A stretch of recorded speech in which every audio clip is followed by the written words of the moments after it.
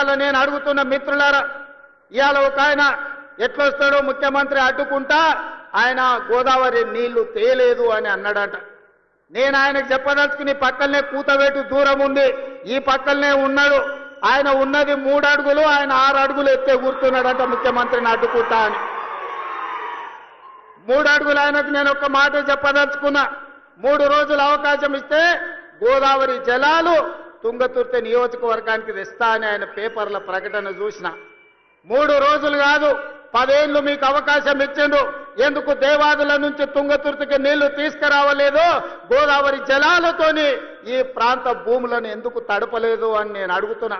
అందుకే ఆయనకు చెప్పదలుచుకున్నా, అయ్యా గ్లాసులో సోడా పోసినట్టు కాదు గోదావరి జలాలు తుంగతుర్తికి తేవడం అంటే.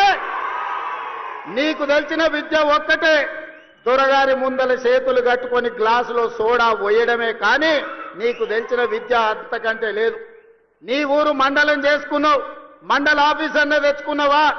ఎంఆర్ఓ ఆఫీస్ అన్న తెచ్చుకున్నావా? పోలీస్ స్టేషన్ అన్న తెచ్చుకున్నావా? 10 ఏళ్ళు మంత్రిగా ఉండి నీ నాయకుడు ముఖ్యమంత్రిగా ఉంటే నీ సొంత మండలానికి ఒక ఎంఆర్ఓ ఆఫీస్, ఎంపీడీఓ ఆఫీస్, ఒక పోలీస్ స్టేషన్ తెచ్చుకోలేని సన్నాసివి ఇవాళ మా మందుల సామెలు తీసుకొస్తే సిగ్గుతో తల ఉంచుకోవాల్సింది పోయి ముఖ్యమంత్రిని ప్రభుత్వ కార్యక్రమాన్ని అడ్డుకుంటానని ఆయన ప్రగల్భాలు పలుకుతుండు.